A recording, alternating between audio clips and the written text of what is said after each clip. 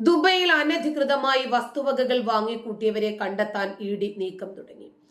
ആദായ നികുതി വകുപ്പിൽ നിന്നും റിസർവ് ബാങ്കിൽ നിന്നും ലഭിച്ച വിവരങ്ങളുടെ അടിസ്ഥാനത്തിലാണ് കേന്ദ്ര ഏജൻസി അന്വേഷണം തുടങ്ങിയത്. ദുബൈയിൽ വൻതോതിൽ സ്വത്തുക്കൾ വാങ്ങിക്കൂട്ടിയവർക്ക് സ്രോതസ് വെളിപ്പെടുത്താൻ ഇഡി നോട്ടീസ് നൽകും. ഇതിനായി പ്രാഥമിക വിവര ശേഖരണം കേന്ദ്ര ഏജൻസികൾ പൂർത്തിയാക്കി.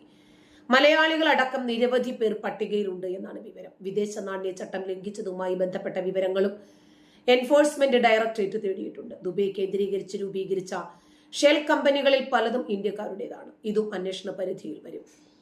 നിരോധിത ഭീകര സംഘടനയായ PFI ദുബൈയിൽ വൻതോതിൽ നിക്ഷേപം നടത്തിയതായി NIA കണ്ടെത്തിയിരുന്നു. റിയൽ എസ്റ്റേറ്റിൽ തുടങ്ങി ഡാൻസ് ബാറിൽ വരെ പണം നിക്ഷേപിച്ചതായി PFI നേതാവായ റൌഫ് ഷെരീഫ് ഇഡിക്ക് മൊഴി നൽകിയിരുന്നു. PFIക്ക് ഫണ്ട് എത്തിയത് പ്രധാനമായും ഗൾഫ് രാജ്യങ്ങളിൽ നിന്നായിരുന്നു. 13,000 ഇന്ത്യൻ അക്കൗണ്ടുകളിലേക്കാണ് പണം എത്തിയത്. ഇത് സംബന്ധിച്ച് NIAയും വിവരങ്ങൾ ശേഖരിച്ചിട്ടുണ്ട്. നമ്മളാരും മറക്കാത്ത ഒരു മുദ്രാവാക്യമുണ്ട്.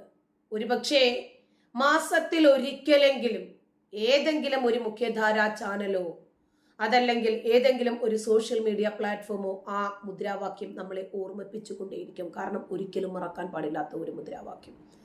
2-2.5 വർഷങ്ങൾക്ക് മുമ്പ് പോപ്പുലർ ഫ്രണ്ടിന്റെ ഒരു കുട്ടിക്കാലനായ 9കാരനെ മുൻനിർത്തി വിളിച്ച മുദ്രാവാക്യം വരുന്നുണ്ടടാ വരുന്നുണ്ടടാ നിന്റെയൊക്കെ കാലന്മാർ. അതെ, ആ കാലന്മാർ ഇന്ന് വീണ്ടും കേരളത്തിനകത്തും പുറത്തും പിടിമുറുക്കുമ്പോൾ ആ സംഘടനയെ ബാൻ ചെയ്തതുകൊണ്ട് മാത്രം ഇതിനെന്തെങ്കിലും ഒരു പരിണിത ഫലമുണ്ടാകുമെന്ന് ചിന്തിക്കാൻ വയ്യ.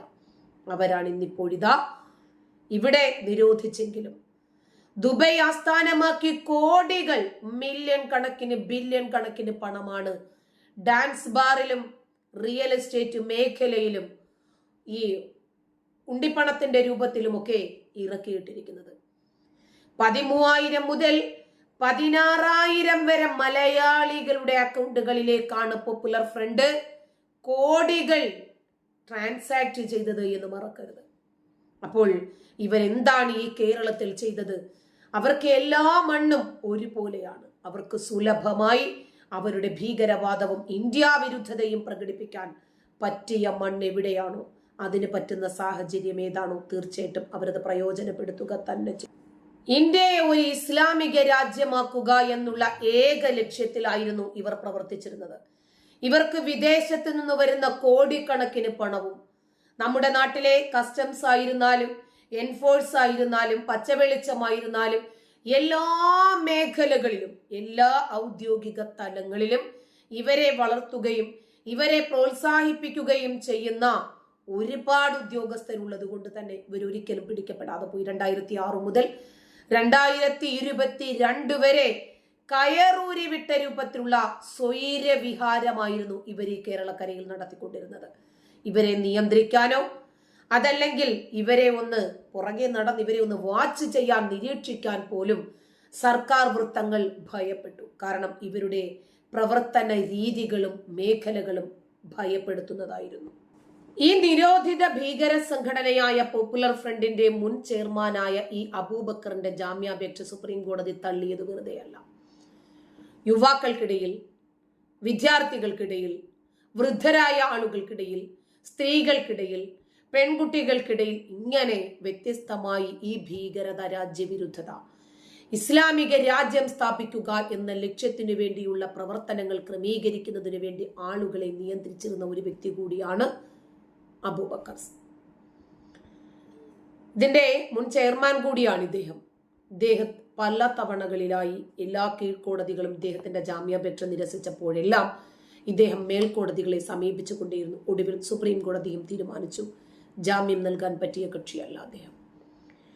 UAPA കേസിന്മേൽ നടപടികൾ പുരോഗമിക്കുന്നതുകൊണ്ട് പ്രതിയെ ജാമ്യത്തിൽ വിടാൻ സാധിക്കില്ല എന്നാണ് ജസ്റ്റിസുമാരായ MM സുന്ദരേഷ്, രാജേഷ് ബിന്ദൽ എന്നിവരടങ്ങിയ ബെഞ്ച് വ്യക്തമാക്കിയത്.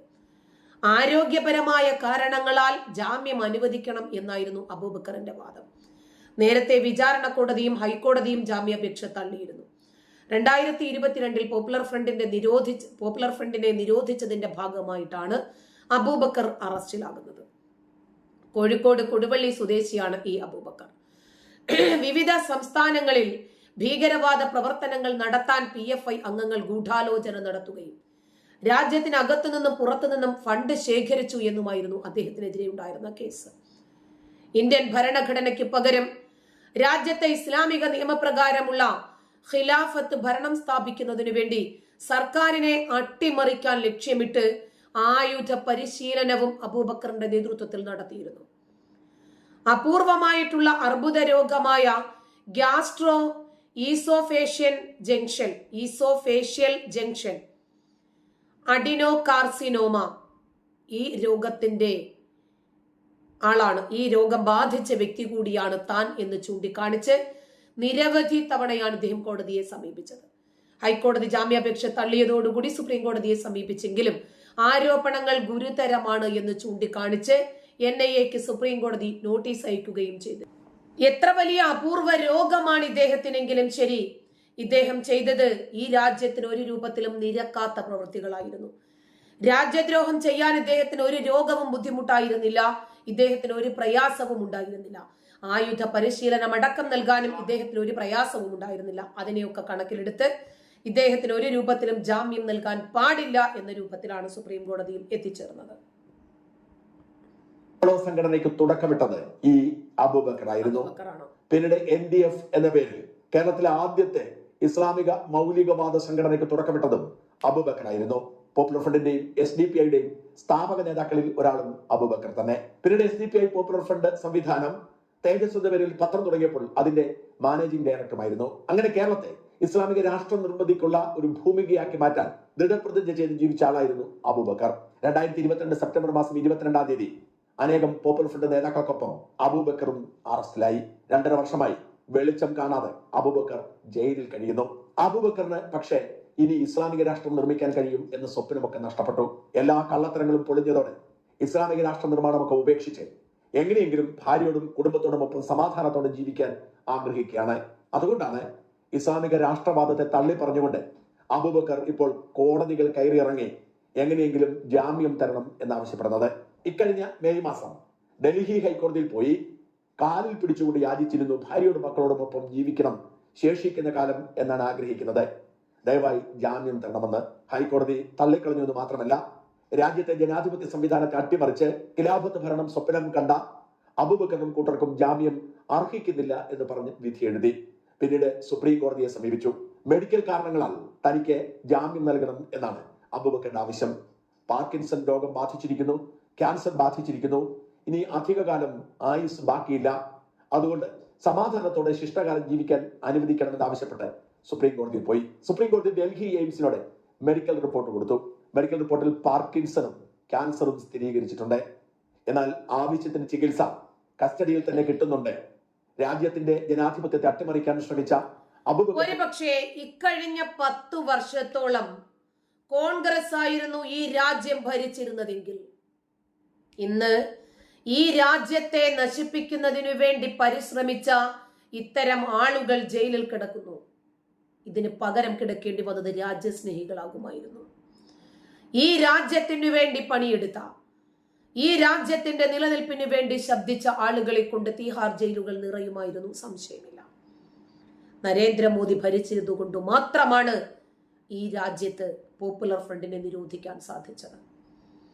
അതുകൊണ്ടാണ് ഇവരുടെ ക്രയവിക്രയങ്ങൾ എങ്ങനെയാണ്, സാമ്പത്തിക ഇടപാടുകൾ എങ്ങനെയാണ്, ഈ രാജ്യത്തുള്ള ഇവരുടെ പ്രവർത്തന രീതികൾ എന്താണ്, ഇവരുടെ ലക്ഷ്യങ്ങൾ എന്താണ്, ഇവരുടെ ഹിറ്റ് ലിസ്റ്റിൽ ആരൊക്കെയാണ് ഇടം പിടിച്ചിരിക്കുന്നത്, ഇവരുടെ ഹിറ്റ് സ്ക്വാഡുകളുടെ പ്രവർത്തന രീതികൾ എങ്ങനെയാണ്, ഇവരോട് തന്നെ ഓരം ചേർന്ന് നിന്ന് ഇവരിൽ തന്നെ നുഴഞ്ഞു കയറിയ NIA ഉദ്യോഗസ്ഥർ കൃത്യമായ രൂപത്തിൽ എല്ലാ റിപ്പോർട്ടുകളും വേരടക്കം പരിശോധിച്ചെടുത്ത് കോടതിയിൽ സമർപ്പിച്ചതുകൊണ്ട് കോടതിക്ക് ഇവരുടെ ജാമ്യാപേക്ഷ കാണുമ്പോൾ തന്നെ ഓരോ വ്യക്തികളുടെയും ചിത്രം വ്യക്തമാണ്.